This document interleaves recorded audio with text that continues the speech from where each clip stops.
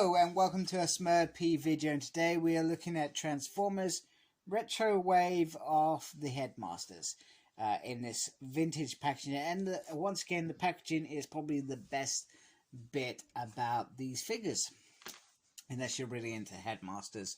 But I would personally prefer them to revisit the Headmasters because they should. Anyway, so we got Grex the Headmaster in there, nice little head symbol there, the Transformer bit there, very, very classic. Decepticon there, oh, sorry, Decepticon sign there, Transformers in there, and then on the top you got the various, I guess, stages, and then on the top you got more than meets the eyes on the packaging, and then the back is the favorite bit. I love this. And you know what? I really should think about having a look to see if these posters actually exist, because they must exist somewhere. And on the side we have another picture of Headmaster Skullcruncher, and then on this side as well. Alright, so Skullcruncher out of his plastic cage, and like a Weird Wolf, I feel like the animal part of these figures are absolutely pretty damn cool. I'm really impressed, and almost makes me regret perhaps many moons ago not grabbing them, because I did think they were alright. I just probably didn't really give them much thought, but I probably wasn't really collecting Transformers like I have been in the last year, where, you know, there's been some amazing work going on, and these still, once again, are not going to be on par with that. They need to go back in and redo these, because they're just not the right size. That's my only gripe. But I mean, just look at, let me get that in there. Oh, so sorry, this is not going as planned. Not going as planned, damn it. Come on, there we go. See that tongue in there? Absolutely beautiful, and I love the metal teeth, because this is a Transformer, and he is going to be crunching some metal. And my camera is not on par with the focusing today. So he's really a simple bot, so you know, it's not all perfect, but it does look very, very cool in terms of Crocodile. I even like the fact that you can get the gun into this section as well. I feel like that works very well. Underneath, look, right there is some kibble, but nothing that outstanding. I just love the articulation on this head alone. Is absolutely spot on. You know, if you're gonna do a crocodile, you gotta get that snappy snap and some real movement, and he's got that in abundance.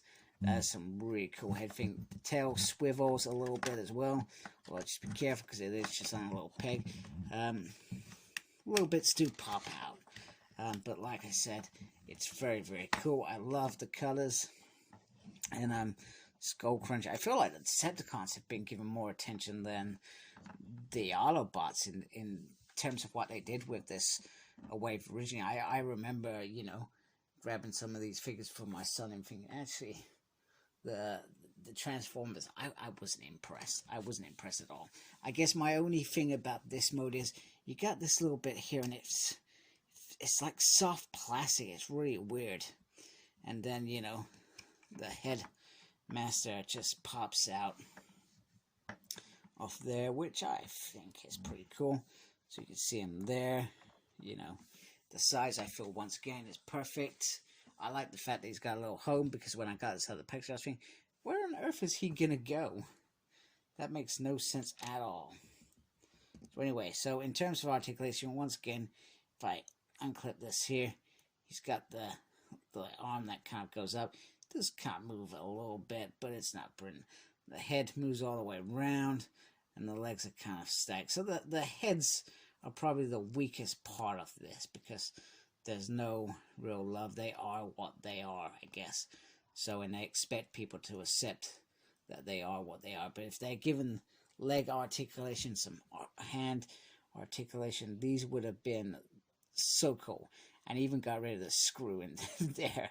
Do you know what I mean? That just needs a little green plug or something.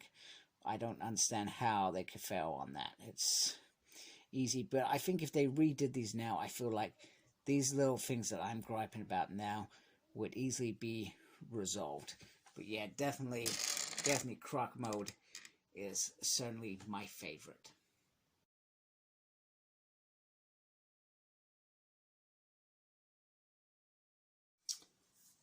So once again, the transformation with these figures, they're very basic, very simple. You cannot go wrong with these figures at all.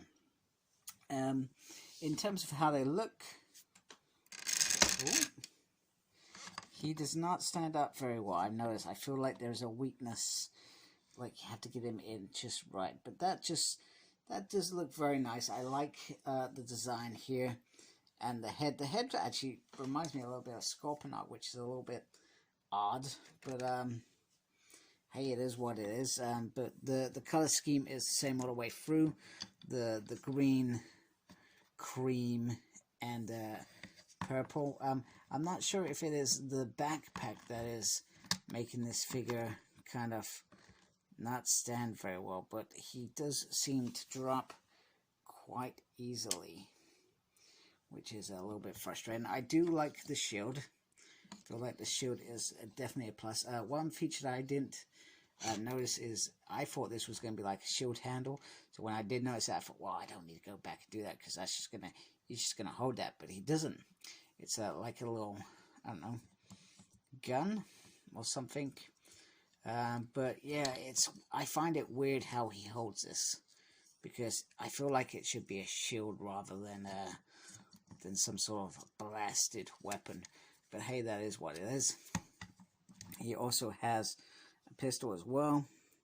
Once again, very, very simple in terms of painting. You can actually stick that on there as well if you wanted to. Seems a bit bizarre, but you can. And you got ports here on the side, which you can just make the most of, but it's cool. The back, he does have this section here, which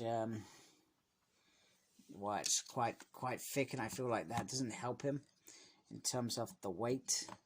So I feel like you've got to get him just right if you're gonna be posing him. So in terms of articulation, the head can turn all the way around. The arm can go all the way around as well. It can go up as well, and because of this point here, you can bring it up more than usual. Oh, then he has the single elbow, no articulation on the hand, which is fine because he is kind of like Deluxe. He can twist and turn quite nicely. He can do the splits. He has a swivel there as well. And then the leg goes up, and yeah, that's it. That's the articulation. So there we go.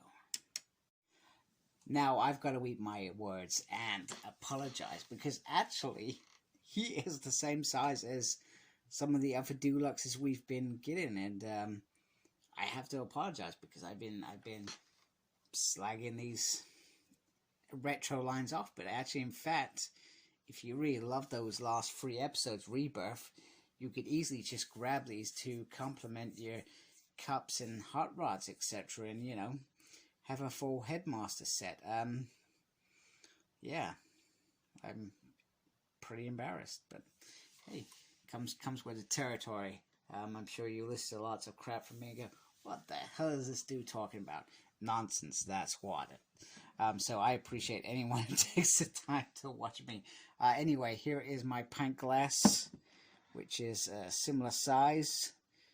Oh, keeping him up. Yes, it's a work day, so there's water, John. Sorry, I've really got to stop doing that every time, mate. Anyway, this is an alright figure. I actually feel like there's probably more reason to invest in him now that I've put him against another Deluxe, and the paint's pretty cool. The only thing that I'd pretty gripe about this, you can see the pins in there, which is annoying, and he seems to have a weakness, maybe because he's got a lot of heavy stuff on him. So, but that could be my only gripe with this. The color's cool, the way he looks is cool. Like I said, not a fan of the character, but the alligator mode, whew, that is pretty awesome. Pretty damn awesome. So anyway, if you like my stuff, please subscribe to my channel. And I appreciate you watching, and look after yourself. Embrace geekiness. Goodbye.